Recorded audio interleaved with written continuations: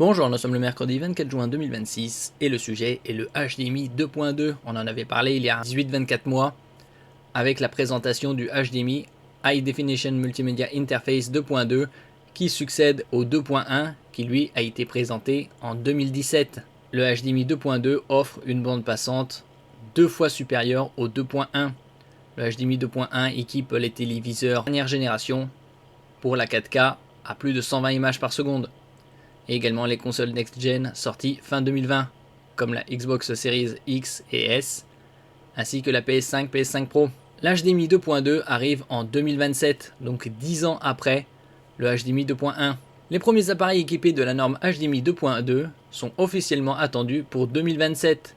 Cette nouvelle interface promet de doubler la bande passante jusqu'à 96 Gbps par seconde. Il y a une autre interface très haut débit, le DisplayPort 2.1 qui lui offre des débits de 80 Gbps par seconde. Le HDMI est davantage utilisé sur les téléviseurs puisque la quasi-totalité, voire la totalité des téléviseurs sont équipés de HDMI mais pas de DisplayPort.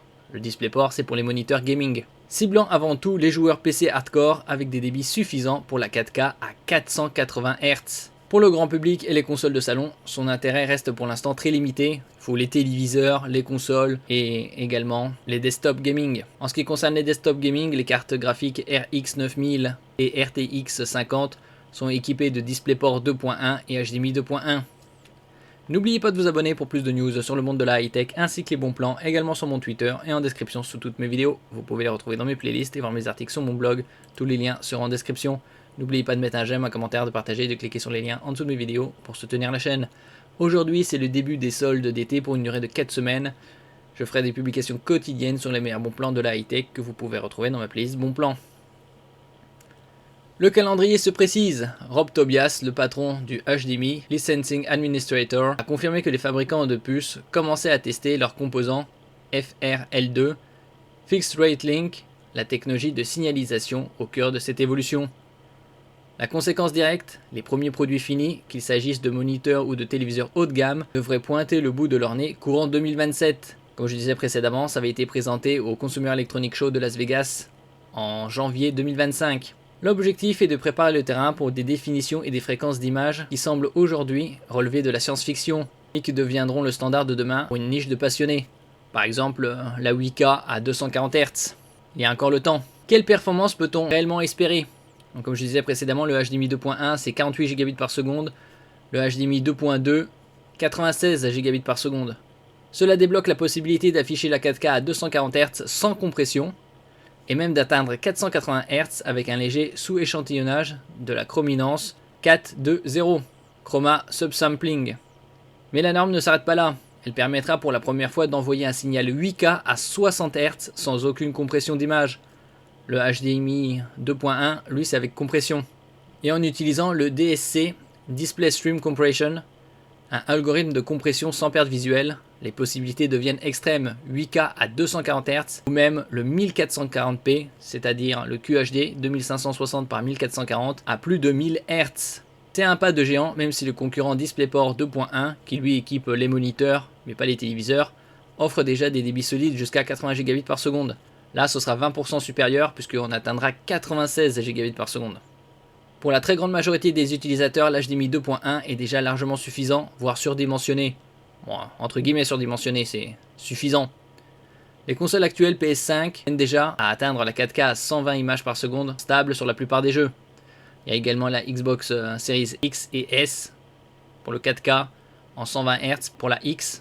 Le bénéfice principal de l'HDMI 2.2, en dehors du gaming PC, se situera du côté du home cinéma avec une nouvelle fonctionnalité, le LIP, Latency Indication Protocol, censé améliorer la synchronisation entre le son d'une barre de son et l'image du téléviseur. Le public lambda, qui consomme ses contenus sur des plateformes de streaming, plafonnant à la 4K, ne verra aucune différence. La course à la définition 8K semble d'ailleurs marquer le pas des fabricants de téléviseurs qui ont compris que le marché n'était pas prêt. Déjà la 4K, il y a peu de sources 4K à la télé. On avait vu précédemment, on peut avoir TF1 4K. Et encore, c'est quelques émissions par-ci par-là chaque semaine. France 2 en 4K, M6 4K et quelques chaînes de sport payantes. Cette débauche de puissance est donc avant tout un argument marketing et une préparation pour un futur lointain probablement celui de la PlayStation 6 et de la prochaine Xbox LX, qui d'après moi devrait sortir en 2029. À cause de la flambée des prix des composants, des mémoires, des RAM et NAND ces 9 derniers mois. Donc pas de sortie en 2026 bien évidemment, ni en 2027. Peut-être 2028, à la toute fin de l'année. Je table davantage sur 2029. Voire qui sait, peut-être 2030. Ce sera une décennie avec les Next Gen sortis fin 2020. Quels sont les pièges à éviter avec l'HDMI 2.2? Le vrai danger se cache dans le marketing. Comme pour l'HDMI 2.1, la certification HDMI 2.2 ne garantit pas l'accès à la bande passante maximale, ce qui est insensé. Il devrait arrêter de faire des diversifications. La norme existera en 3 paliers, 64, 80 et 96 gigabits par seconde. Il devrait arrêter les diversifications, c'est comme avec les ports USB type A 3.2 Gen 1, 3.2 Gen 2. D'ici quelques années, il y aura de moins en moins de USB type A, format rectangulaire. Ce sera tout au format USB-C. Plus simple, il n'y a pas de sens d'insertion, c'est rétro-compatible. Un fabricant pourra donc parfaitement vendre un appareil compatible HDMI 2.2 qui ne dépassera pas les performances d'un bon port HDMI 2.1. D'où le terme compatible. Il y a plus de 15 ans de cela, voilà, entre 15 et 20 ans de cela, quand ils avaient proposé les téléviseurs en 720p et marqué compatible Full HD. C'est compatible avec le signal, en revanche ça n'affiche pas du Full HD, compatible signal. Cette fragmentation annonçait le péché originel de la norme HDMI, une habitude qui sème une confusion considérable chez les consommateurs non avertis. Faut toujours rester prudent. Ils auraient dû apprendre et arrêter avec toutes ces diversifications. Là ils nous sortent du 64, 80, 96 gigabits par seconde. Ils devraient sortir que le 96 et c'est tout. Il faudra donc être extrêmement vigilant et scruter les fiches techniques pour connaître le débit réel des ports.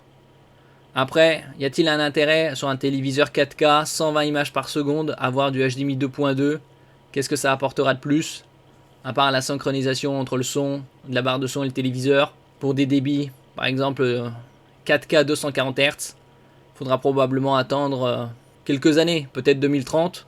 Pour l'instant, les téléviseurs en 4K, avec le taux de fréquence le plus élevé, ça doit être aux alentours de 180 Hz. La majorité sont en 144, donc ça suffit largement en HDMI 2.1.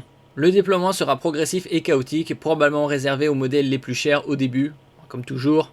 Vouloir à tout prix un téléviseur compatible dès 2027 serait une erreur qui ne possède pas une carte graphique capable de soutenir un taux de rafraîchissement aussi élevé.